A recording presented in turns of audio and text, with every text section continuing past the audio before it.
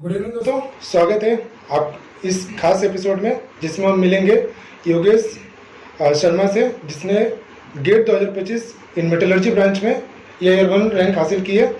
सो तैयारी की कहानी, मेहनत के पीछे की सोच और वो टॉपर्स वाली स्ट्रैटेजी सब कुछ जानेंगे आज उसी की जुबानी। अगर आप भी गेट के एस्पिरेंट्स हो तो इस एपिसोड को मिस मत करना। So Yogesh, congratulations for get year 1। क्या एकेडमिक्स रिलेटेड या फिर जो भी कुछ जर्नी रही इन शॉर्ट। मेरा नाम योगेश शर्मा सेठाई है। मैंने बीटेक आईआईटी भुवनेश्वर से किया हुआ है। तो वहाँ से मैंने B Tech metallurgy and material science में किया था। तो उसके बाद क्या हुआ कि मैं बीच में एकेडमिक में मेटलर्जी में इतना इंटरेस्ट नहीं था, तो उसमें बीच में मैंने थोड़ा गैप लिया। उसके बाद फिर गेट की तैयारी की। फिर यहाँ पे गेट पिछले साल मैंने 2024 में गेट दिया था पहली बार, तो उसमें तो 45 रैंक आया था, 45 रैंक। इस बार फिर से दिया, इस बार फर्स्ट रैंक आया। ओके, तो गेट मेटलर्जी या फिर गेट एग्जाम देना आपको तो कैसे मीन्स माइंड में कैसे आया, किस टाइप से आपने सोचा कि इनिशियली जब मैं बीटेक में था तो मुझे मेटलर्जी में इतना इंटरेस्ट नहीं आया था। मैं बस उस समय ले लिया था मेटलर्जी। तो फिर उसके बाद जब लास्ट में आते आते फिर लगा कि देखते हैं इसमें क्या है, क्योंकि मुझे इनिशियली नॉन कोर में इतना इंटरेस्ट भी नहीं था। तो मैं सोचा कि कोर में ही देख लेते हैं। फिर उसके चक्कर में मैं फिर मेटलर्जी रिलेटेड टॉपिक के बारे में थोड़ा पढ़ने लगा, इधर उधर देखा। तो उसके बाद मुझे थोड़ा इंटरेस्ट आया। फिर मैंने सोचा कि गेट का मास्टर्स के लिए प्रिपेयर करूँ, तो उसके लिए मैंने फिर गेट का एग्ज़ाम दिया। गेट ईयर 1 जस्ट ऐसे ही मिल गया कि मतलब इस पहले आपने इस पे गोल रखा था कुछ गेट ईयर 1 रैंक लाने के लिए?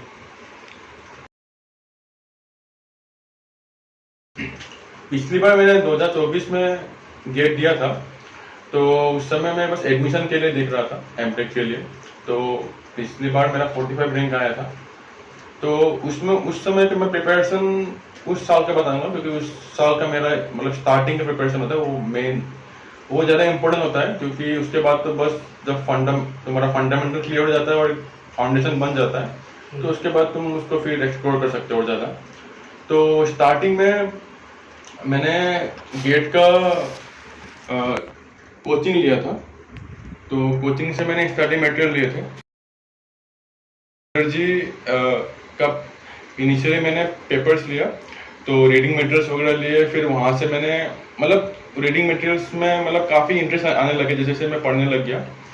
तो उसके बाद मैंने बीच बीच में क्वेश्चन वगैरह भी अटेम्प्ट किए, पीओक्यू वगैरह भी क्वेश्चन अटेम्प्ट किए। तो मुझे मतलब क्वेश्चन बन रहे थे, तो उससे मेरा इंटरेस्ट और बढ़ा, कॉन्फिडेंस आया अपने में कि हाँ मेटलर्जी में भी है कुछ, इसमें भी कुछ कर सकते हैं। तो उसके बाद मैं धीरे धीरे मतलब कुछ क्वेश्चन मॉक टेस्ट वगैरह दिए, 2-3 दिए, ज़्यादा नहीं दे पाया मैं। तो उसके बाद मेरा फाउंडेशन काफ़ी क्लियर हो चुका था। तो उसके बाद मैंने पिछले साल एमटेक में एडमिशन लिया यहाँ पे मेटेरियल साइंस में, आईआईटी बॉम्बे में। तो उसके बाद यहाँ पे आके देखा कि मतलब प्रोफेसर वगैरह काफ़ी मतलब इंटरेस्टेड थे पढ़ाने के लिए, और बच्चे भी काफ़ी इंटरेस्टेड थे। और मुझे भी जो कोर्स के सब्जेक्ट्स थे उनमें भी काफ़ी इंटरेस्ट आया। तो वो भी मुझे काफ़ी हेल्प किए इस साल 2025 के गेट की रैंक लाने में, क्योंकि काफ़ी क्वेश्चन जो मैं कर पाया इस साल, वो थैंक्स टू द प्रोफेसर्स कि मैं जो मतलब क्वेश्चंस को अटेम्प्ट कर पाया, क्वेश्चन मुझसे हो पाए। तो उसके लिए मैं सारे प्रोफेसर्स को थैंक यू बोलना चाहूँगा। मतलब जो भी गेट प्रिपरेशन आपने किया, ठीक है, तो कई लोग क्या रहते हैं कि गेट प्रिपरेशन करते हैं और बीच बीच में क्या होता है कुछ ऐसा प्रॉब्लम होते हैं, या फिर उनका सिलेबस कवर नहीं कर पाते, या फिर टेस्ट नहीं दे पाते। उसके बाद लोग क्या करते हैं, बीच में ही ब्रेक कर देते हैं और गेट प्रिपरेशन खत्म हो जाता है, ठीक है। तो उस टाइम मोटिवेटेड होना बहुत इंपॉर्टेंट है। मीन्स जस्ट रैंक लाने के लिए नहीं, खुद को अपना स्ट्रेटजी में इन्वॉल्व रहने के लिए, या फिर जो प्रिपरेशन कर रहे हैं उसमें इन्वॉल्व रहने के लिए। तो उस टाइम पे कैसे तुमको मोटिवेशन मिलता था? तो फर्स्ट ऑफ ऑल मैं ये बोलना चाहूँगा कि तुम मतलब जो भी एग्जाम के लिए उसको कभी स्प्रिंट की तरह मत लेना। मैराथन होता है हमेशा एक प्रिपरेशन, एक साल का जितना तुम लंबा प्रिपरेशन करते हो, 9 महीने 6 महीने 1 साल, कभी 2 साल का भी प्रिपरेशन। तो उसको हमेशा एक स्लो एंड स्टेडी माइंड से रहना चाहिए। और तुम्हारा डिसिप्लिन भी काफ़ी इंपॉर्टेंट होना चाहिए, क्योंकि क्या होता है कि मोटिवेशन तुम्हारा इनिशियली कुछ 1-2 महीने रहेगा, उसके बाद वो धीरे धीरे वो वेयर ऑफ हो जाता है। तो उसके लिए डिसिप्लिन बहुत इंपॉर्टेंट मानता हूँ मैं, और कंसिस्टेंसी ये बहुत इंपॉर्टेंट होता है किसी भी एग्जाम की प्रिपरेशन करने के लिए। तो मैं उसी को ट्राई करता रहा, भले ही बीच बीच में डिसिप्लिन कंसिस्टेंसी टूटता रहा, लेकिन उसको फिर अपने राह में लाने की कोशिश की मैंने। तो वो मैं बरकरार रहा, तो उसके कारण मेरा लास्ट में उसका रिजल्ट मुझे रैंक के थ्रू मिला। कि मैंने भी गेट का प्रिपरेशन किया है, तो उस टाइम भी क्या होता है कि हम गेट का प्रिपरेशन करते रहते हैं, तो बीच में कुछ ना कुछ जैसे हम टेस्ट दे रहे हैं, ठीक है, तो मार्क्स समझ लो हमारे कुछ 35 या फिर 10 भी आते हैं, कई लोगों तो नेगेटिव में चले जाते हैं, ठीक है। तो उस टाइम में क्या होता है, एक सेल्फ डाउट आना स्टार्ट हो जाता है। तो उस सेल्फ डाउट को ओवरकम, अगर मतलब आपने प्रिपरेशन किया तो आपको भी हुआ ही रहेगा कहीं ना कहीं, तो उस सेल्फ डाउट को कैसे ओवरकम किया था आपने? प्रिपरेशन के दौरान बीच में सेल्फ डाउट तो ऑब्वियसली आता है, क्योंकि बीच बीच में क्या होता है कि लगता है कि मैं ये क्या कर रहा हूँ, हो पाएगा या नहीं। मतलब कभी कभी तुम अपने दोस्त को देखते हो, दोस्त उधर जॉब कर रहे हैं, तो ये हो पाएगा नहीं, तो उसके कारण सेल्फ डाउट काफ़ी आता है। तो उसमें हौसला नहीं हारना है। तो और क्या करना है कि जैसे प्रिपरेशन करते रहो, तो बीच बीच में क्वेश्चंस वगैरह भी लगाते रहो, जितने क्वेश्चन लगेंगे उतना कॉन्फिडेंस बिल्डअप होगा। भले ही कुछ क्वेश्चन ना बने, तो दो क्वेश्चन नहीं बन रहे हैं तो उनको फिर देखो, 2 बार 3 बार लगाओ, तो इससे जैसे जैसे क्वेश्चन बनने शुरू हो जाएंगे वैसे तुम्हारा कॉन्फिडेंस भी बिल्डअप होगा, और कॉन्फिडेंस जैसे बिल्डअप होगा वैसे ही और पढ़ने को भी मन लगेगा। तो मैं उसी को मानता हूँ कि वो काफ़ी हेल्प करता है। मेटलर्जी जैसे मैकेनिकल में बहुत सारे अलग अलग सब्जेक्ट होते हैं, जैसे स्ट्रेंथ ऑफ मटेरियल हो गया, फ्लूइड मैकेनिक्स हो गया, इस टाइप से होते हैं, ठीक है। तो गेट मेटलर्जी में कुछ सब्जेक्ट होते होंगे, तो उस सब्जेक्ट को जैसे कि हम कैसे रहते हैं मैकेनिकल में, हम लोग क्या करते हैं कि जो हायर मार्क्स वाले जो स्कोरिंग सब्जेक्ट रहते हैं, हम लोग उसको मतलब प्लानिंग ऐसा रखते हैं कि जो हाईएस्ट स्कोर है उसको पहले कंप्लीट करेंगे, फिर लोएस्ट स्कोर को धीरे धीरे कंप्लीट करेंगे। तो इस टाइप से आपने अपने टाइम पे मीन्स मेटलर्जी के टाइम पे, उस टाइम पे कैसे इसको कैटेगराइज किया था, मीन्स किस टाइप से इसको हैंडल किया था? सिमिलरली अप्रोच रखा था। हमारे मेटलर्जी मटेरियल्स साइंस में क्या होता है कि thermodynamics, physical metallurgy, mechanical metallurgy, ये 2-3 सब्जेक्ट होते हैं जिसका वेटेज थोड़ा काफ़ी ज़्यादा होता है, और ये जो सब्जेक्ट होते हैं वो दूसरे सब्जेक्ट से भी लिंक होता है। तो अगर आप इन सब्जेक्ट को पहले क्लियर कर पाए तो लगभग 40-50% आपका क्लियर हो जाता है कॉन्सेप्ट, और उसके बाद अगर आप बाकी सब्जेक्ट भी पढ़ते हो तो इसको रिलेट कर पाते हो, तो वो जल्दी आपका क्लियर हो जाता है। तो उसमें डाउट कम हमारे जो जनवरी तक आ गए कुछ पढ़ा ही नहीं उन्होंने, ठीक है, तो 3-4 सब्जेक्ट अगर उनको प्रिपेयर करना है और स्कोर अच्छा करना है उनको, तो क्या इससे उनको इतना स्कोर हो जाएगा कि एटलीस्ट IIT में एडमिशन मिल जाए?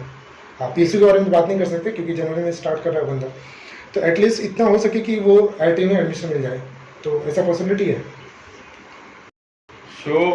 नॉर्मली क्या होता है कि गेट में आपका 30 मार्क्स जो होता है वो मैथमेटिक्स और एप्टीट्यूड में होता है। हाँ। और 70 मार्क्स होता है जो सब्जेक्ट्स में होता है, आपका टेक्निकल सब्जेक्ट्स में। तो अगर आपका मैथमेटिक्स और उसमें 30 में अगर आप 25 भी मार्क ले आए, तो अगर आपको IITs में एडमिशन ले रहे हैं, तो अगर आप 50-60 मार्क्स भी ले आए तो आपका एडमिशन हो सकता है। तो आपको बाकी के 70 मार्क्स में आपको 25-30 तक स्कोर आ सकता है। और जो फिजिकल मेटलर्जी, थर्मोडायनेमिक्स, ये जो सब्जेक्ट है इनका नॉर्मली वेटेज 15-20% रहता है पर सब्जेक्ट का।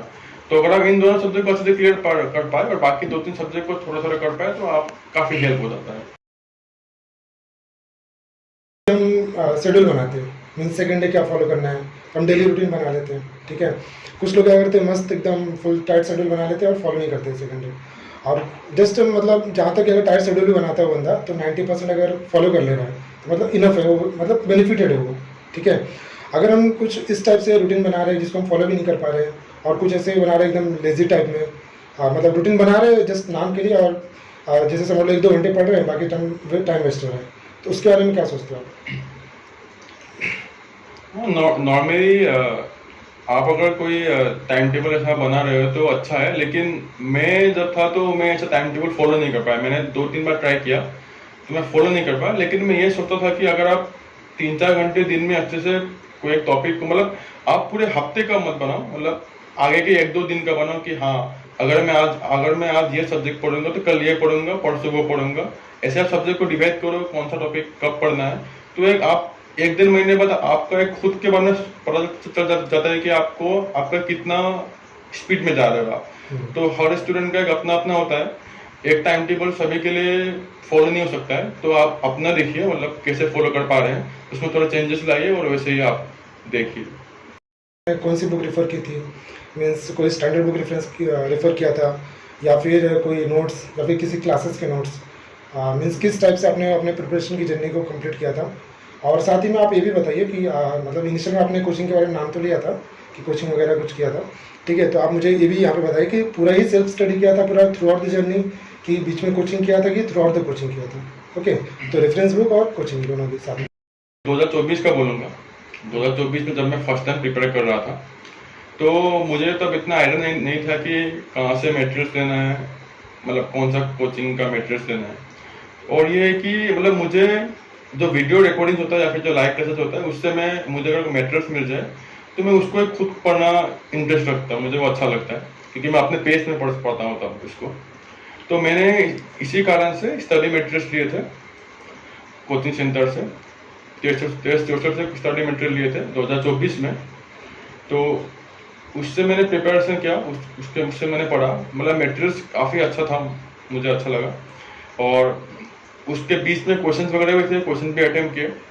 और मैं अगर बुक के बारे में बोलना चाहूँगा, रेफरेंस बुक के बारे में, तो मैं ये बोलूँगा गास्कल काफ़ी अच्छा है थर्मोडायनेमिक्स के लिए, और फिजिकल मेट्रोलॉजी के लिए विजेंद्र सिंह अच्छा है, और बाकी भी हैं, लेकिन मैंने विजेंद्र सिंह को देखा था।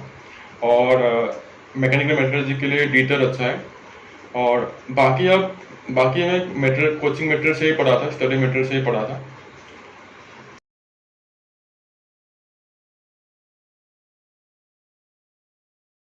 ठीक है, तो टेस्ट सीरीज वो सबसे इम्पोर्टेंट मानता हूँ मैं, क्योंकि उसमें आपका जो गलतियाँ है वो निकल के आती है। क्योंकि आप जब प्रिपेयर कर रहे होते हैं, बस पढ़ते हो विदाउट क्वेश्चन अटेम्प्ट किए, तो आपको पता नहीं चलता है कि आप में हिडन कौन सी चीज़ों में आपकी कमियां हैं। तो वो कब पता चलता है, जब आप क्वेश्चंस को अटेम्प्ट करते हो, आपकी जो वीकनेस है वो बाहर निकल के आती है। तो जब आपको पता चलता है कि हाँ मुझे इस क्वेश्चंस में गलतियां हैं, इस टॉपिक में मैं थोड़ा मतलब मार्क ज़्यादा लूज कर रहा हूँ, तो आप क्या करिए, उससे आपको फिर उसको 2-3 बार 3 बार देखिए, जो मिस्टेक आया उसको फिर रिपीट करिए, है ना। तो उससे आपका कॉन्फिडेंस भी बिल्डअप होगा। ज़्यादा क्वेश्चन अटेम्प्ट करने से, टेस्ट सीरीज लगाने से, मॉक एग्जाम्स देने से कॉन्फिडेंस भी बिल्डअप होगा, और आपका मार्क्स भी अपवर्ड ट्रेंड की तरफ जाएगा। तो हमेशा आपके लिए एडवांटेजेस होता है। रैंक को मत देखिए अभी आप मतलब आप अगर इनिशियल फेज में हैं, तो आप ये बस देखिए कि आप अपने पिछले एग्जाम से इस वाले एग्जाम में कितना अच्छा कर पा रहे हो। क्योंकि आप जैसे आपके पिछले एग्जाम में जो आपकी गलतियां निकली, उसको आप सुधार के आप नेक्स्ट एग्जाम में उसको कितना अच्छा कर पा रहे हो, बस उसको देखिए। और उससे अपनी गलतियों को फिर देखिए कि मेरा कहाँ पे गलतियां हो रहा है, मैं उसमें फोकस करना चाहूँगा। कि आप मार्क्स और रैंक में ज़्यादा मत देखिए, अभी आप ये देखिए कि आपकी गलतियाँ किधर है। जैसे आपकी गलतियाँ, आपकी वीकनेस कम होने चली जाएंगी, वैसे वैसे आपका ऑब्वियसली मार्क और रैंक भी बढ़ता चला जाएगा। मैं पूछना चाहूँगा कि जो एमटेक का स्टडी था, नो डाउट कि मतलब काफ़ी हाई स्टडी है ऑलरेडी, वो तो काफ़ी उसमें एक्टिव होता है, तो उसको और गेट का प्रिपरेशन मीन्स जब भी तुमको मतलब आपको 1-2 घंटे जो भी टाइम मिलता होगा, जैसे भी प्रिपेयर करते रहोगे, तो थोड़ा टाइम का मैनेजमेंट। इस बार क्या था कि फर्स्ट सेमेस्टर में एमटेक में काफ़ी ज़्यादा कोर्स रहता है। ऑब्वियसली एमटेक में फर्स्ट ईयर में हमें कोर्स कंप्लीट करना होता है मैक्सिमम। तो हमारे फर्स्ट सेम में 8 कोर्सेज थे, तो उसको काफ़ी हेक्टिक हो जाता था। तो उसके बीच में आप फर्स्ट ऑफ ऑल मैंने 2025 का गेट के लिए इनिशियली इतना इंटरेस्ट दिखाया नहीं था, क्योंकि मेरा फर्स्ट ऑफ ऑल गोल था कि एमटेक। तो मैंने फॉर्म भर दिया था, और मतलब बस इसलिए देना चाह रहा था कि ताकि मैं अपने आप को देख सकूं कि मेरा अभी जो मैंने नॉलेज गेन किया है वो मतलब भूल तो नहीं जा रहा हूँ, मतलब उसको अपडेट करने के लिए। तो उसके लिए मैंने दिया था। तो मेरा फर्स्ट ऑफ ऑल वही फर्स्ट सेमेस्टर में जो कोर्सेज लिए थे वो मुझे काफ़ी हेल्प हुए। तो वो मतलब उससे गेट के सिलेबस से भी काफ़ी लिंक था, और ज़रा भी जानने को मिला। तो उसके बीच में निकल पाना, मैं बीच में 1-2 घंटे, कभी वीकेंड में सैटरडे संडे में 1-2 घंटे 2 घंटे निकाल के जो मैंने पढ़ा था स्टडी मटेरियल, उसी को मैं बीच में रिवीजन करता था 2-3 बार। तो उससे मतलब मैं चीज़ों को भूलता नहीं था, और क्वेश्चन वगैरह देखता था मैं, पीआईक्यू से क्वेश्चन देखता था, क्योंकि आप गेट में पीआईक्यू से क्वेश्चन भी आते हैं, तो पीआईक्यू क्वेश्चन भी बीच में देखता था। तो उसके बाद दिसंबर में जब फर्स्ट सेमेस्टर एग्ज़ाम ख़त्म हुआ तो इसमें मैंने 1 महीने में उसके बाद PIQ देखे, फिर स्टडी मटेरियल्स वगैरह देखे, तो उसके बाद मैंने एग्ज़ाम दिया। मतलब मुझे थर्मोडायनेमिक्स या फिर फिजिकल मेट्रोलॉजी नहीं आती है, या फिर आती है बट उस वे में नहीं आती कि गेट में मैं स्कोर कर पाऊँ। तो उस टाइम पे किस टाइप से मैं मतलब उसके लिए आपके पास क्या रिलेटेड टिप्स है जिसके थ्रू मैं इस सब्जेक्ट को टैकल कर सकूँ? हाँ, तो थर्मोडायनेमिक्स, फिजिकल मेट्रोलॉजी ये वाले कोर्सेज तो काफ़ी इम्पोर्टेंट होते हैं, तो उसे तो पढ़ना तो बनता है, लेकिन अगर आप किसी कारण से आपका अगर उसमें वीकनेस है, तो मैं स्टार्ट करूँगा कि इनिशियली आप देखिए, कंटेंट देखिए, मतलब उसमें टॉपिक्स क्या क्या हैं, और उससे रिलेटेड आप PIQ में क्या क्या क्वेश्चन आ रहे हैं उसको देखिए। तो फर्स्ट ऑफ ऑल आप PIQ क्वेश्चन देखिए, उसको एनालिसिस करिए कि हाँ, इस टॉपिक से ये क्वेश्चन आ रहे हैं, इस टॉपिक से ये क्वेश्चन आ रहे हैं। मैं ये उन लोगों को बोल रहा हूँ जो अगर थर्मोडायनेमिक्स, फिजिकल मेट्रोलॉजी में थोड़ा वो अच्छे से नहीं कर पा रहे हैं। तो आप PIQ क्वेश्चन को देखिए पहले, तो उन क्वेश्चन का एनालिसिस करिए कि इस टॉपिक से मैं अगर पढ़ूंगा तो चांसेस ज़्यादा है, तो वैसे आप अपना एक स्ट्रेटेजी बनाइए। तो PIQ पढ़िए, फिर टॉपिक्स पढ़िए, physical metrology, thermodynamics, mechanical metrology से। उसके बाद फिर PIQ में जाइए, फिर उससे आपको क्या होगा, दोनों से फीडबैक मिलेगा कि हाँ, ये पढ़ने से मुझे ये क्वेश्चन बन रहा है और ये क्वेश्चन जा रहा है इस टॉपिक से, तो उससे आपको दोनों से हेल्प होता है। तो उस टाइम पे मैथमेटिक्स और जो जनरल एप्टीट्यूड है, जैसे हम जनरल एप्टीट्यूड ही बोलते हैं उसको, तो ये दोनों को आपने किस टाइप से फोकस किया? या फिर जैसे कि आपने इसके पहले कि मतलब जैसे कि आपने स्टार्ट में बताया कि आप IIT से बिलोंग कर रहे हैं, तो नो डाउट कि मतलब एप्टीट्यूड थोड़ा बहुत आपको अच्छे से क्लियर होगा, ठीक है। अभी हम ऐसे एस्पिरेंट्स को भी मतलब कंसिडर कर रहे हैं जिसको एप्टीट्यूड कुछ नहीं आता, या फिर मैथमेटिक्स पढ़ा होगा, बीटेक में कुछ ना कुछ किया होगा, तो एप्टीट्यूड में भी कई लोग ऐसा होता है जिनको प्रॉब्लम होती है, ठीक है। तो अगर ये दोनों को भी मुझे साथ में लेकर चलना है तो किस टाइप से मैं इसको हैंडल करूँगा, किस टाइप से मेरी स्ट्रैटेजी होगी कि मैं इस चीज़ों को भी कंसिडर करूँ? मैथमेटिक्स और एप्टीट्यूड थोड़ा वीक है, तो मैं ये बोलना चाहूँगा कि प्रैक्टिस करिए, बहुत प्रैक्टिस करिए। एप्टीट्यूड आप जितना प्रैक्टिस करोगे उतना जल्दी क्वेश्चन बनेंगे आपके, क्योंकि एप्टीट्यूड के एक फिक्स सिलेबस नहीं है कि मतलब ये यहाँ से आएगा, यहाँ से आएगा। आप जैसे जैसे एप्टीट्यूड ज़्यादा प्रैक्टिस करते रहेंगे वैसे वैसे आपका माइंड का वो कनेक्शन बढ़ता चला जाएगा और आप क्वेश्चन को जल्दी पकड़ पाएंगे कि इस सवाल को ऐसे बनाना है। और मैथमेटिक्स का सिलेबस है, मैथमेटिक्स का अगर आपका कमजोर है तो वो मैथमेटिक्स के सिलेबस को अच्छे से पढ़िए, PIQ लगाइए, क्योंकि नॉर्मली मैथमेटिक्स में मैंने देखा है कि सेट्स ऑफ क्वेश्चन सिमिलर आते हैं, जो PIQ में आते हैं वो सिमिलर टाइप के क्वेश्चन आते हैं। तो अगर हम PIQ को अच्छे से लगा लोगे और आप अगर फॉर्मूला वगैरह भी देख लोगे तब भी आपके क्वेश्चन बन जाएगा नॉर्मल। रूम में बैठ के या फिर जब अपन घर पे रहते हैं तो टेस्ट हम प्रॉपर देते हैं और मार्क्स भी आ जाते हैं कई लोग तो 70-80 मार्क्स वहीं स्कोर करने लगते हैं, ठीक है। अब अगर मैं मतलब जो मेरा मेन एग्ज़ाम होगा, मीन्स जो फाइनल एग्ज़ाम होगा हमारा, उस टाइम पे हम जाते हैं तो काफ़ी लोग नर्वस हो जाते हैं। चीज़ काफ़ी इम्पोर्टेंट होती है कि आप एग्जाम प्रेशर को कैसे हैंडल कर रहे हो ड्यूरिंग द एग्जाम। तो मैं अपने से बताना चाहूँगा कि जब मैंने 2024 में दिया था, तब मैं फर्स्ट टाइम दे रहा था, तो मुझे प्रेशर काफ़ी था कि क्या होगा, मैं अच्छा स्कोर कर पाऊँगा या नहीं।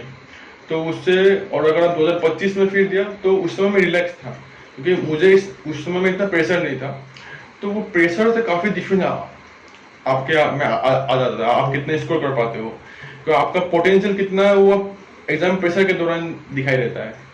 तो आप क्या करें, रिलैक्स रहिए, बिल्कुल रिलैक्स रहिए, पानी वानी पिए अगर आपको वहाँ पे मतलब थोड़ा नर्वसनेस वगैरह हो रहा है। और उसके अगले दिन नींद काफ़ी अच्छे से ले, नींद बहुत इंपॉर्टेंट होता है, क्योंकि अगर आपका नींद कंप्लीट नहीं है तो एग्जाम के दौरान में आपका बेचैनी होने लग जाती है, तो उसके कारण नींद काफ़ी इंपॉर्टेंट है। और बस आप रिलैक्स माइंड से, क्योंकि आपने जितना पढ़ लिया है, ऑब्वियसली आपने जितना पढ़ लिया है उसके हिसाब से आप स्कोर कर पाएंगे। ऐसा नहीं कि आप अगर थोड़ा ज़्यादा नर्वस हो गए या फिर तो आप ज़्यादा स्कोर करेंगे या कम स्कोर करेंगे, ऑब्वियसली कम करेंगे नर्वसनेस में। इसलिए रिलैक्स माइंड से दीजिए, एग्जाम जो होगा आपने जो प्रिपरेशन किया है वो ऑब्वियसली एग्जाम में आपको रिफ्लेक्ट करेगा। तो A1 लाने के लिए कुछ ऐसे आपने डिफरेंट स्ट्रैटेजी रखी होगी, या फिर कुछ अगर होगा भी, मे भी नहीं भी होगा। कई लोग क्या रहता है मतलब वो उनका प्रिपरेशन इस लेवल तक हो जाता है कि उनको ईजिली A1 रैंक आने मतलब पॉसिबल हो जाता है, मतलब ईजिली तो नहीं बोल सकते हैं बट पॉसिबल होता है, ठीक है। कुछ ऐसे फैक्टर्स अगर आपको पता हो या फिर आप शेयर करना चाहते हो जो हमारे एस्पिरेंट्स हैं, तो वो आप बता सकते हैं। स्टाइल है या फिर जो रिवीजन स्ट्रैटेजी है वो किस टाइप से होती है, और वो मतलब काफ़ी अलग टाइप से सोचते हैं वो, या फिर अलग टाइप से वो अपना प्रैक्टिसेस करते हैं क्वेश्चंस के। मैं ये बोलना चाहूँगा कि मतलब जो AR1 होता है और जो AR10 होता है, उनके बीच में उनका तो प्रिपरेशन लगभग सेम ही होता है, डिफरेंस नहीं होता है। वो बस डिफरेंस होता है आप एग्जाम डे में क्या कर रहे हो, एग्जाम डे में बस वही रिफ्लेक्ट होता है। मैं ये बोलना चाहूँगा कि preparation top 10 student top 15 student का लगभग सिमिलर ही होता है। बस आप एग्जाम में कभी कभी क्या होता है कि आप थोड़ा नर्वसनेस हो जाते हो, या फिर आपका कोई क्वेश्चंस में आपका कॉमन मिस्टेक होके इधर उधर आपका थोड़ा न्यूमेरिकल में प्रॉब्लम हो गया, या फिर आपका कोई कॉन्सेप्ट में थोड़ा सा इधर मिस्टेक हो गया, तो वही उसके कारण डिफरेंस आता है। और नोट्स की बात करी जाए तो आप जितना रिविजन करोगे उतना अच्छा है। कि आप क्या करिए, कोई टॉपिक आपने पढ़ा है उसको एक हफ्ते बाद फिर रिवीजन करिए, एक महीने बाद रिवीजन करिए, ऐसे बीच बीच में रिवीजन करते रहिए, तो उसके आपका पूरा दिमाग में बैठ जाएगा। तो रिवीजन प्लस मैं ये बोलना चाहूँगा कि प्रिपरेशन अच्छे से करिए। AR1 ऐसा नहीं है कि आपको कुछ अलग से करना पड़ेगा, ऐसा नहीं है, आप अच्छे से करिए। आपका AR1 नहीं है फिर भी AR10 के अंदर है, तो डिफरेंस नहीं है, उतना डिफरेंस नहीं लाता है वो। नेक्स्ट हम जाते हैं कि कॉमन मिस्टेक्स के बारे में। तो जैसे कि हम बहुत ऐसा देखते हैं कि मैक्सिमम स्टूडेंट ना सब कुछ उनको आता है, बट वो जब प्रिपरेशन करते हैं या फिर एग्ज़ाम लिखते हैं उस टाइम पे क्या होता है कि वो कुछ ना कुछ ऐसे कॉमन मिस्टेक्स कर देते हैं कि वो उस जो रैंक अगर उनको मार्क्स आना होता है 70, तो उनको 60, 50 या 40 के अबव ही नहीं जा पाते हैं। तो उस टाइम बहुत लोग परेशान हो जाते हैं।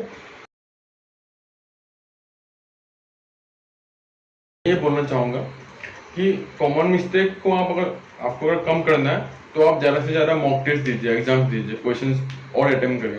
क्योंकि आप जितने अटेम्प्ट करेंगे उतना आपको पता चलेगा कि आपका कॉमन मिस्टेक कहाँ पे हो रहा है। कॉमन मिस्टेक क्या होता है कि आपका किसी में थोड़ा सा वीकनेस है, उसमें आपका क्यों बार बार मिस्टेक हो रहा है, तो वो अगर आप जितना अटेम्प्ट करेंगे कि उतना आपका उसमें प्रॉब्लम कम निकल के आएगा। तो मैं उससे ज़्यादा मेरा भी था बीच में कि कॉमन मिस्टेक कभी भी होता था। तो क्या है कि मैंने क्वेश्चन उसके लगाए, तो फिर बाद में कॉमन मिस्टेक उस रिलेटेड टॉपिक में कम होने लग गए। तो मुझे लगता है कि आप अगर किसी टॉपिक में आपको ज़्यादा मिस्टेक हो रहा है या फिर अगर ज़्यादा कॉमन मिस्टेक हो रहा है, तो आप उस टॉपिक को फिर लगाइए, उस टॉपिक के रिलेटेड क्वेश्चंस को, उस टॉपिक के रिलेटेड कॉन्सेप्ट को फिर पढ़िए, अपने मतलब अच्छे से उसको अंडरस्टैंड करिए और फिर उससे रिलेटेड क्वेश्चंस लगाइए। तो ऑब्वियसली मुझे लगता है कि क्वेश्चन कॉमन मिस्टेक कम होंगे। जैसे आप मतलब ग्रेट रिजल्ट आया था मार्च में आई थिंक, ठीक है, उस टाइम पे आपने रिजल्ट देखा, तो उस टाइम पे आपका रिएक्शन कैसा था? या फिर उस टाइम पे जैसे क्या होता है कि जैसे हमारा रैंक आता है तो कुछ अगर और फ्रेंड्स ने देख लिया तो वो काफ़ी अलग अलग मतलब जो वर्ड्स यूज़ करते हैं मतलब कॉन्ग्रेचुलेट करने के लिए, या फिर जो फैमिली मेम्बर्स होते हैं, फ्रेंड्स होते हैं, उनके कॉल आने लगते हैं, काफ़ी अलग टाइप का उस टाइम सिचुएशन होता है, माइंड काफ़ी हाई पीक पे रहता है। तो उस टाइम पे आपके साथ कैसा हुआ था? मैंने जब एग्जाम देने के बाद जब आंसर के निकल गया था, तब मैंने आंसर की से मार्क्स तो चेक कर लिया था, लेकिन मतलब मुझे क्योंकि इस साल क्या था कि 2025 में पेपर थोड़ा इजी था पिछले साल से, तो मुझे लगा था कि हाँ टॉप 3 या टॉप 5 में आ जाएगा, लेकिन टॉप 1 में आएगा वो मतलब आइडिया नहीं था। तो फिर भी मतलब मुझे भी मतलब फर्स्ट ऑफ ऑल क्या था कि मेरा इस साल 2025 में कॉमन मिस्टेक कम हुए थे, 2024 में मेरे कॉमन मिस्टेक कुछ हुए थे, तो वो एक रीज़न है कि मेरा इस बार अच्छा रैंक आ पाया, कॉमन मिस्टेक कम हो पाया। तो हाँ उस समय तो खुशी तो काफ़ी हुई कि हाँ मतलब प्रयास करने का कुछ तो फल मिला अच्छा। तो फ्रेंड्स के मैसेजेस आने लगे? फ्रेंड के मैसेजेस तो आए थे, फ्रेंड मैसेजेस नहीं, फ्रेंड तो रूम में ही आ गए थे। अच्छा। क्योंकि अभी तो हॉस्टल में है, तो फ्रेंड्स तो रूम में ही आ गए थे। तो हाँ कॉन्ग्रेचुलेशन किए फ्रेंड ने, काफ़ी अच्छा लगा। तो मतलब काफ़ी अच्छा माहौल था, हाँ खुशी तो है, लेकिन वही अब इस साल तो मैं अपने आप को अपडेट करने के लिए दे रहा था, वैसे ही मतलब बीच बीच में स्टडी तो करना रहता है, तो वही ये बीच में हंसी का तो रहता है। और फैमिली का क्या रिएक्शन था, उनका कॉल्स वगैरह, फिर 1-2 दिन बाद उनको जब पता लगा हुआ? हाँ मतलब फैमिली का क्या था कि मैंने इस बार गेट एग्जाम दिया था, वो फैमिली को बताया नहीं था। अच्छा। तो फैमिली को मैंने बताया नहीं था, क्योंकि मतलब इस साल मैंने बस अपने आप को देखने के लिए दिया था मतलब। तो हाँ फैमिली काफ़ी खुश थे, फैमिली तो चौंक गए थे कि मतलब पिछली बार प्रिपरेशन किया अच्छे से, तो पिछली बार से इस बार अच्छा है, तो फैमिली चौंक गए थे और काफ़ी खुश थे। तो हाँ खुशी तो हुई मुझे भी, फैमिली को भी काफ़ी खुशी हुई। अभी जैसे फ्यूचर आपका क्या गोल है, या फिर फ्यूचर में आप PSUs के बारे में सोच रहे हैं, या फिर अभी हायर स्टडीज़ तो कर ही रहे हो, आपका M.Tech होने वाला होगा, आई थिंक आप सेकेंड ईयर में होने मतलब स्टार्ट होने वाला होगा। सो अब आगे के बारे में आप क्या सोच रहे हो, मीन्स DRDO या फिर रिसर्च के बारे में, या फिर बाहर रिलेटेड वहाँ आप जाना चाह रहे हो, या फिर कोई PSUs को टारगेट कर रहे हो? हाँ, मैं फर्स्ट ऑफ ऑल एमटेक को कंप्लीट करना चाहूँगा। उसके बाद अगर कोई पीएसयू आई तो उसके बाद देखूंगा। अभी ऐसे मैंने सोचा नहीं है। फर्स्ट ऑफ ऑल एमटेक को ध्यान में रखते हुए मैं जा रहा हूँ, तो वो कंप्लीट करने के बाद फिर देखता हूँ। ये योगेश ने यहाँ पे मतलब अपने फैमिली मेम्बर को भी नहीं बताया था कि मैं इस बार एग्ज़ाम दे रहा हूँ, और इन्होंने एग्ज़ाम भी दिया और ईयर 1 रैंक भी ला दिया। तो आप लोग इस चीज़ को फील कर सकते हो, आप लोग अपने पेरेंट्स के साथ में, कि किस टाइप से अगर आपने बिना बताए भी ईयर 1 रैंक ला रहे हो, तो वो उस टाइम पे आप लोग के पेरेंट्स का सिचुएशन मतलब किस टाइप का होना, उनकी खुशी होगी कि किस टाइप से वो कहेंगे कि जो हमारे न्यू एस्पिरेंट्स हैं, जो इस साल मीन्स वो जो गेट 2026 को टारगेट कर रहे होंगे, ठीक है, उनको आप क्या टिप्स देना चाहोगे कि मीन्स मतलब गेट मेटलर्जी रिलेटेड जो उनको स्कोर करना है, फिर सब्जेक्ट जो टैकल करना है, तो ऐसी क्या स्ट्रेटजी मीन्स एनी 3 टिप्स आप बताइए जिससे उनको बेनिफिट हो अपने एग्जाम के फर्स्ट प्रिपरेशन। टिप होगा कि आप पीआई की पूरा अच्छी तरह से कीजिए। एक बार, 2 बार, 3 बार लगाइए। पिछले के जितने भी 20 to 25 ईयर्स के जितने भी पीआई के पेपर्स हैं उसको बहुत अच्छी तरह से लगाइए, क्योंकि वहां से क्वेश्चन बनते हैं, मतलब रिपीट होते हैं क्वेश्चन। तो उससे आपका काफी मतलब अच्छा स्कोर वो तुम्हारा आपका काफी हेल्प करता है अच्छा स्कोर लाने में। सेकंड है कि आप प्रिपरेशन कर रहे हैं तो क्या होता है कि बीच बीच में आपका वो कंसिस्टेंसी मेंटेन करना बहुत इंपॉर्टेंट होता है। आप क्या होता है कि स्टार्टिंग का भी जो आपने प्रिपरेशन स्टार्ट किया 1 महीना 2 महीने जितना हुआ है, तो अभी आपका काफी मोटिवेशन रहेगा। लेकिन क्या होता है कि आप जैसे सितंबर अक्टूबर में आते हैं तो आपका मोटिवेशन खत्म हो जाता है, लेकिन आपका कंसिस्टेंसी मेंटेन करना काफी इंपॉर्टेंट रहता है। तो कंसिस्टेंसी और डिसिप्लिन आप मेंटेन करते रहिए।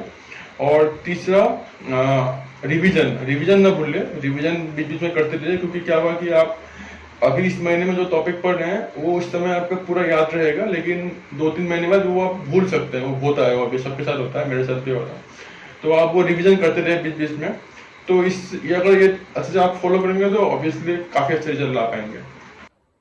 फाइनल स्टूडेंट रहते हैं, ठीक है इस टाइम पे उसको दोनों साथ में स्टार्ट करना है, दोनों साथ में पढ़ना है, और मतलब जो फाइनल में रहेगा उस टाइम उसको गेट एग्जाम भी देना है और रैंक भी अच्छी लानी है उसको, ठीक है।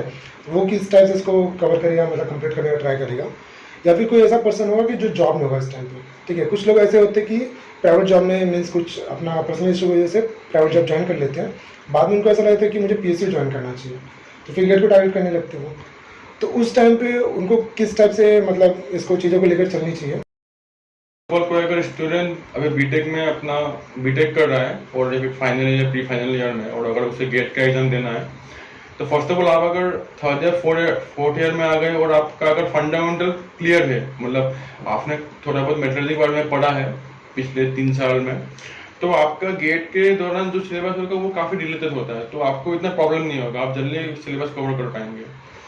और क्या होता है कि आपका, हाँ, लास्ट ईयर में आपका प्लेसमेंट इंटर से भी प्लेसमेंट का भी तैयारी होती है, तो हाँ वो अभी से थोड़ा हेक्टिक होता है, लेकिन अगर आप बीच बीच में, लेकिन हाँ कोर्स कम होते हैं, तो आप 2-3 घंटे निकाल के बीच में पढ़ सकते हो और क्वेश्चन अगर अटेम्प्ट कर सकते हो। तो मैं आपका अगर फंडामेंटल क्लियर है, आपने अगर पिछले 3 साल में थोड़ा मेट्रोलॉजी पढ़ा है, तो मैं ये बोलूंगा कि अगर आप 5-6 महीने अच्छे से तैयारी किए तो आपका अच्छा आ जाएगा। और सेकंड है कि कोई अगर जॉब कर रहा है, तो हाँ वो जॉब भी डिपेंड करता है कि वो कैसा जॉब है। अगर आप वो जॉब में आपको अगर टाइम ही नहीं मिल रहा है तो आप कैसे प्रिपेयर करोगे। तो अगर उस समय, तो उनके लिए तो वो फिर अब सिर्फ वीकेंड में टाइम निकल कर प्रिपेयर कर पाएंगे। तो वही है कि आप कैसे बीच में टाइम निकाल पा रहे हो, 2 घंटे 3 घंटे जितना भी आपको टाइम मिला। आप अगर ट्रेवल कर रहे हो तो ट्रेवल के दौरान अगर आपको बीच में थोड़ा भी पढ़ने का मौका मिले तो उसमें थोड़ा टाइम निकाल लिया। तो आप टाइम को कैसे मैनेजमेंट करना है वो काफी इंपॉर्टेंट हो जाता है जो जॉब करते हैं। तो अगर आप फिर अगर आप टाइम नहीं निकाल पा रहे हो और अगर आपको काफी इंटरेस्टेड है, तो और अगर आपका पिछला जॉब काफी अच्छा नहीं लग रहा है, तो आप जॉब, या आप में डिपेंड है कि आप कितना रिस्क ले सकते हो, आप कितना रिस्क ले सकते हो उसमें भी डिपेंड है। तो ये अल्टीमेटली फैक्टर्स डिपेंड करता है अकॉर्डिंग टू द सिचुएशन। जो इसकी बातें सुने आपने, ठीक है, उसमें मेन इंपॉर्टेंट जो 3 पॉइंट निकल के आया कि आप कभी भी किसी भी प्रिपरेशन स्ट्रैटेजी, किसी भी एग्जाम के प्रिपरेशन अगर कर रहे हो, डिसिप्लिन के बाद अगर जो भी आप स्टडी कर रहे हो तो उसमें कंसिस्टेंसी मोस्ट इंपॉर्टेंट है। And third one is nothing but कि आप लोग का जो रिवीजन स्ट्रैटेजी है या फिर जो रिवीजन वाला जो वे है वो कंटिन्यूस होना चाहिए, वो ब्रेकआउट नहीं होना चाहिए। मतलब एस्पिरेंट्स है जो एकदम स्क्रैच से स्टार्ट कर रहा है, जिसको जी मतलब गेट का जी भी नहीं पता है, तो उसको किस टाइप से मतलब स्टार्ट करना चाहिए, अपना इनिशियल स्टेप उसका क्या होना चाहिए? सपोज अगर वो स्टूडेंट जो उसे कुछ आइडिया नहीं है, वो अगर सेकेंड ईयर थर्ड ईयर में सेकेंड ईयर में है, तो वो अगर गेट का पेपर करना चाहता है, तो मैं बोलूँगा कि आप इनिशियली गेट के बारे में इतना छोड़िए। आप पहले अपना फंडामेंटल्स जो क्लास में जो पढ़ा रहे हैं या फिर प्रोफेसर जो पढ़ा रहे हैं या फिर बुक्स से उससे पढ़िए आप। और आप अगर आपको और भी अच्छे से पढ़ाई का अच्छे से अगर कॉन्सेप्ट को लाना है, तो आप एनपीटीएल लेक्चर्स देख सकते हैं। मैं वही सजेस्ट करूँगा कि अगर आप इनिशियल में हैं, सेकेंड ईयर में है या फिर थर्ड ईयर में जस्ट अभी आए हैं, तो आप क्या करिए कि एनपीटीएल लेक्चर्स देखिए, प्रोफेसर्स के लेक्चर्स को अच्छे से सुनिए, क्लास में आपके क्लास में जो हो रहा है उसको अच्छे से पढ़िए, और फिर गेट के लिए लास्ट ईयर में प्रिपेयर करिए। क्योंकि अगर आप अभी से प्रिपेयर करेंगे तो बर्नआउट हो जाएंगे आप, क्योंकि 2 साल 3 साल ऐसे करना काफ़ी हेक्टिक हो जाता है, बीच में आपका मोटिवेशन पूरा डाउन हो जाता है। तो अभी से मत करिए, अभी बस अपना फंडामेंटल क्लियर करने की कोशिश करिए और लास्ट के 1 साल में गेट के प्रिपेयर करिए। योगेश ने एमटेक के साथ में गेट AR1 लाया, तो कुछ स्टूडेंट या फिर कुछ एस्पिरेंट्स ऐसे होते हैं कि उनके माइंड में इस टाइप से मतलब इंजेक्ट कर दिया जाता है या फिर ऐसा सोचते हैं वो कि एमटेक के साथ में कोई भी गेट में रैंक नहीं ला सकता। तो हमारे सामने एक योगेश एग्जाम्पल है, आप लोग देख ही सकते हो।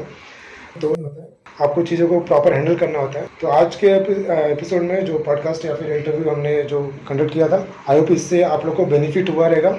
अगर आप लोग को इससे ज़रा भी बेनिफिट या फिर इससे रिलेटेड आप लोग को कोई भी क्वेश्चंस होंगे, तो आप लोग प्लीज़ कमेंट जरूर करना।